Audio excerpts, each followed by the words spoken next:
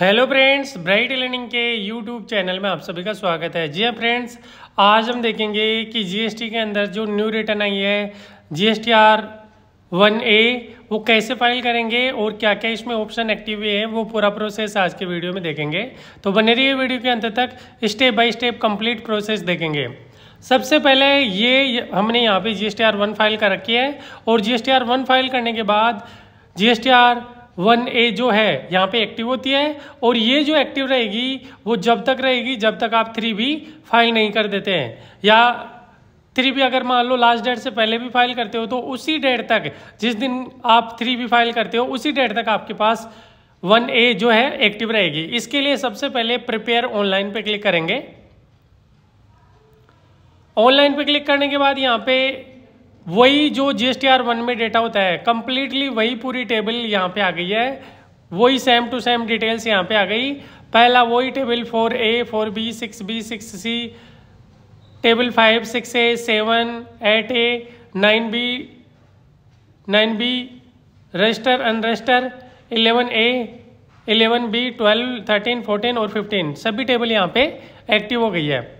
इसके बाद यहाँ पे आ रहा है अमेंडेंट रिकॉर्ड, तो आप अमेंड भी कर सकते हो रिकॉर्ड, अगर मान लो पहले आपने कोई डिटेल चढ़ाई है और उसको अमेंड करना हो तो यहाँ पे जो ऐड रिकॉर्ड में दे रखा है वो रिकॉर्ड ये है कि अगर मान लो आपने पहले GSTR 1 के अंदर कोई डेटा फिल करने से रह गए हो या मान लो आपने फिल नहीं किया हो तो वो डेटा आप यहाँ पे फिल कर सकते हो कि आपने जो सप्लाई जो सेल आपने दिखाई है वो सेल अगर मान लो यहाँ पे प्रॉपर नहीं दिखाई या कोई इनवॉइस रह गया हो तो वो डिटेल आप यहाँ पे ऐड कर सकते हो। इसमें सभी टेबल आपको यहाँ पे एक्टिव है, किसी भी टेबल के अंदर आप डेटा यहाँ पे फिल कर सकते हो। जिसमें डेटा फिल करना है उस पर क्लिक करना है। क्लिक करने के बाद यहाँ ऐड रिकॉर्ड का ऑप्शन आता है। ऐड रिकॉर्ड में जैसे पहले GSTR 1 में इनवॉइस अपलोड करते हैं वैसे ही आप यहाँ पे इनवॉइस अपलोड कर सकते हो और सेव कर देना है, तो यहाँ पे आपका डेटा जो है वो यहाँ पे शो हो जाएगा।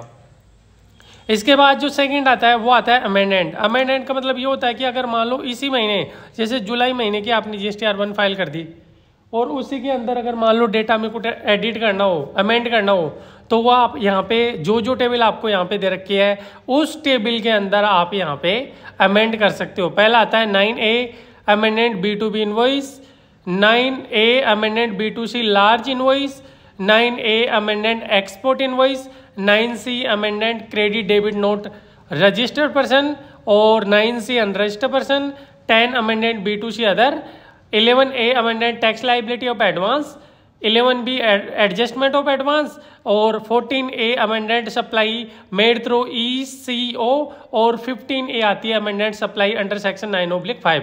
हम यहाँ पे एक एक टेबल का यहाँ पे यूज करके देखते हैं। सबसे पहले यहाँ पे हम दे रखे हैं 4A, हम पहले रिकॉर्ड जो है वो ऐड करेंगे, फिर मैं आपको एडिट करके भी यहाँ पे बताऊंगा। तो सबसे पहले मैंने यहाँ पे क्लिक कर दिया। क्लिक करने के बाद सबसे पहले क्लिक कर दिया। क्लिक करने के बाद यहाँ पे आपको ऐड रिकॉर्ड पे जाना है। ऐड रिकॉर्ड पे जाने के बाद यहाँ पे आपको सप्लाई रिसिपेंट नंबर लिखने हैं। उसके बाद यहाँ पे नेम शो हो जाएगा। नेम शो होने के बाद बाकी जो डिटेल है वो यहाँ पे शो हो जाएगी।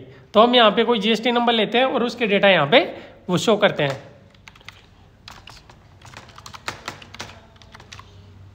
ये हमने यहाँ पे एक पार्टी के डिटेल्स यहाँ पे लिख दिया। इसके बाद यहाँ इनवॉइस नंबर जो भी है आप रिकॉर्ड कर रहे हो इनवॉइस नंबर लिखना है। इनवॉइस की डेट जो होगी वो डेट लिखनी है। इसके बाद यहाँ पे टैक्सेबल वैल्यू लिखना है और इसके बाद टोटल, पहले टोटल इनवॉइस वैल्यू लिखनी है सॉरी यहाँ पे, और नीचे यहाँ पे टैक्सेबल वैल्यू जो है वो लिख देनी और यहाँ सेव पे क्लिक कर देना।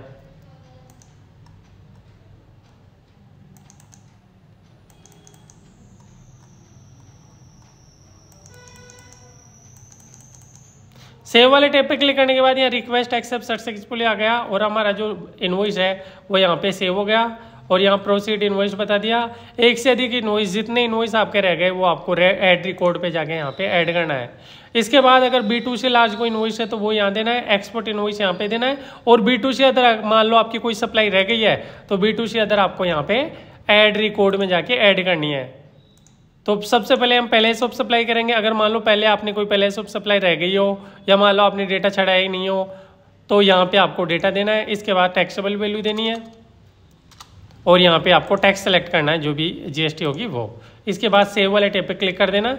यहाँ भी जो हमारा डिटेल्स है वो सेव हो गई है। और यहाँ पे प्रोसीड हो गया, कोई एरर नहीं है।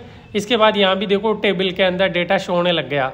इसके बाद अगर नील रेटेड सप्लाई कोई है तो वो डेबिट नोट क्रेडिट नोट अगर कोई रजिस्टर्ड पर्सन है तो यहाँ लिखना है, अनरजिस्टर्ड पर्सन है तो यहाँ लिखना है। यहाँ अगर मान लो डेबिट क्रेडिट नोट आपका रह गया पहले तो वो डिटेल आपको यहाँ पे चढ़ानी है। इसके लिए वही अगेन ऑप्शन आ रहा है, ऐड रिकॉर्ड पे जाना है आपको।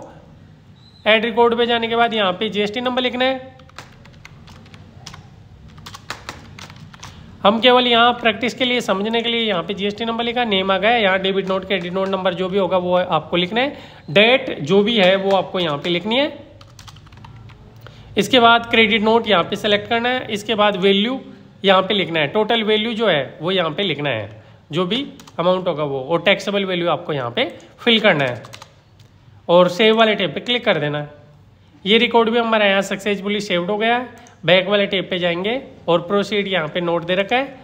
इसके बाद अगर मान लो कोई अमेंडमेंट वगैरह है, कुछ ये है अनरजिस्टर्ड पर्सन का, वो लिख सकते हो। इसके अलावा मान लो डॉक्यूमेंट्स इशू आपने पहले यहाँ पे शो नहीं किया हो तो आप अगेन यहाँ पे डॉक्यूमेंट्स इशू की डिटेल्स है वो भी यहाँ पे फिल कर सकते हो। तो मान लो हमने पहले डॉक्यूमेंट्स इशू की जो इन्फॉर्मेशन थी वो यहाँ पे फिल नहीं की, बाद में हमने यहाँ पे इन्फॉर्मेशन फिल की, कितने आपके टोटल इनवॉइस कहाँ से कहाँ तक है, टोटल इनवॉइस कितने हो गए, कितने कैंसिल हो गए। इसके बाद यहाँ पे आपको अगेन सेव करना है, जिसे GSTR 1 में करते हैं वैसे पूरा प्रोसेस आपको वैसे ही यहाँ पे फॉलो करना है उसी प्रकार से। इसके बाद अगर HSN-वाइज डिटेल मान लो अगर आप फिल करना भूल गए हो, HSN-वाइज डिटेल आपने फिल नहीं की है तो वो HSN-वाइज डिटेल्स जो है वो भी आप यहाँ पे फिल कर सकते हो। HSN डिटेल के लिए सबसे पहले HSN कोड लिख देना है। उसके बाद यहाँ पे आपको यूनिट सेलेक्ट करना है। इसके बाद यहाँ टोटल क्वांटिटी, टैक्सेबल वैल्यू और जितना % टैक्स होगा वो टैक्स यहाँ से सेलेक्ट करके SGST, CGST, IGST जो भी लग रहा है वो यहाँ पे आपको लिख देना है। इसके बाद ऐड पे क्लिक कर देना है और ये डिटेल भी आपके यहाँ पे ऐड हो जाएगी। सेव पे क्लिक करना है। इसके बाद आपको बैक वाले टैब पे जाना है। ये हो गए रिकॉर्ड। और भी कोई अगर डेटा हो तो आप यहाँ पे फिल कर सकते हो। अब हम जाते हैं अमेंडेड रिकॉर्ड में।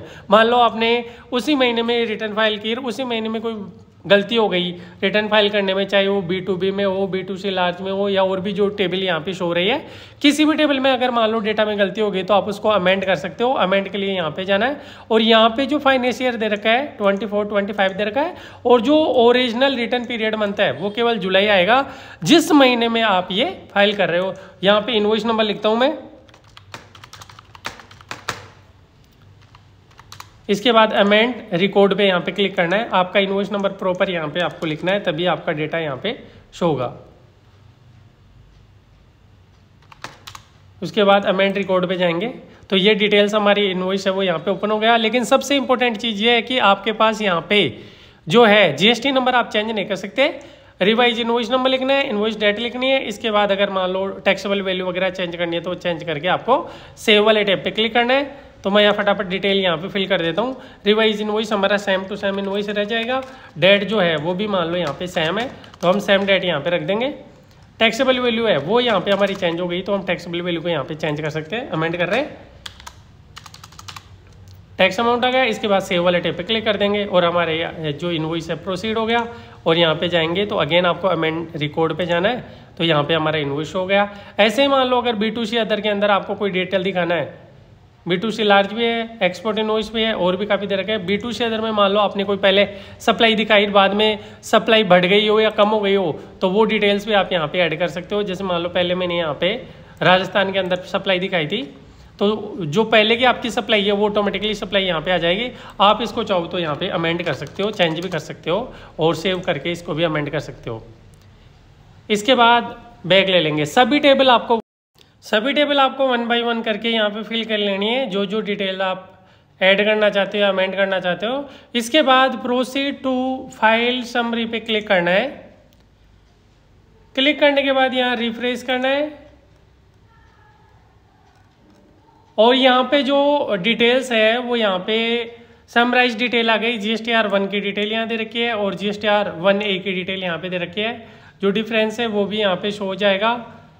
इसके बाद और भी यहाँ पे टेबल है जिसमें आपने चेंज किया है तो वो इसमें दोनों डिटेल आपको यहाँ पे शो होगा, GSTR 1 और GSTR 1A। नेट इफेक्ट जो है आपको लास्ट में यहाँ पे शो होगा तो आपको समराइज डिटेल में लास्ट में लोगे ना अंत में तो यहाँ पे आपको डिटेल दिख जाएगी। डिटेल में आ रहा है टोटल GSTR 1 के अगेंस्ट में और टोटल लाइबिलिटी 1A के अगेंस्ट में। तो हमारा यहाँ पे क्या है, जो लाइबिलिटी थी वो डिक्रीज हुई है, मतलब कम हुई है। तो हमारी यहाँ पे GSTR 1 के केस में और GSTR 1A के केस में जो ओवरऑल मिला के लाइबिलिटी है वो 6,782 रुपये। टैक्सेबल वैल्यू कम आया जिसमें SGST CGST IGST आ गया। इसके बाद फाइल स्टेटमेंट पे जाना है। फाइल स्टेटमेंट पे जाने के बाद यहाँ पे फाइल विथ EBC सेलेक्ट करना है या DSC, जैसे ही आप सेलेक्ट करोगे तो OTP जाएगा। OTP आपको यहाँ पे फिल करना है और सबमिट कर देना है। तो इस प्रकार से आप जो GSTR 1A वो फाइल कर सकते हो। अब सबसे इम्पोर्टेंट चीज़ है वो आपको ये समझना है कि अगर मान लो आपने GSTR 1 पहले फाइल किया था और GSTR 1A अभी फाइल कर रहे हो, तो जो 3B पे इफेक्ट होगा वो नेट इफेक्ट जो अभी लास्ट में आ रहा है वो इफेक्ट होगा। मतलब आपने GSTR 1A जो फाइल की है उस बेसिस पे आपकी 3B यहाँ पे जनरेट होगी और 3B आपको यहाँ पे फाइल करनी है। लेकिन जो अगली पार्टी को इनपुट मिलेगा वो अगर मान लो GSTR 1 में आपने फाइल किया वो तो मिलेगा जुलाई वाली रिटर्न में, और GSTR 1 के बाद GSTR 1A में जो आपने डेटा ऐड किया है या जिसको इनपुट देना है, इनवॉइस आपने ऐड किया है, वो उनका इनपुट उनको नेक्स्ट मंथ में मिलेगा, मतलब अगस्त वाले में मिलेगा। आपको जुलाई में अगली पार्टी को इनका इनपुट नहीं मिलेगा। जैसे पहले होता था कि अगर आपने GSTR 1 लास्ट डेट तक फाइल कर दी उसी का डेटा आपको, मतलब अगली पार्टी को उसी का इनपुट शो होता है। इसी प्रकार से अभी भी वही प्रोसेस है कि आप GSTR 1 में जो डेटा फिल कर दिए इनपुट अगली पार्टी को केवल उसी बेसिस में मिलेगा। GSTR 1A जो है वो केवल और केवल आप इसमें सप्लाई डिक्रीज इंक्रीज कर सकते हो या किसी इनवॉइस को आप अमेंड कर सकते हो। कैसा लगा वीडियो अच्छा लगा तो लाइक करें, चैनल को सब्सक्राइब करें। Thank you for watching, bye bye.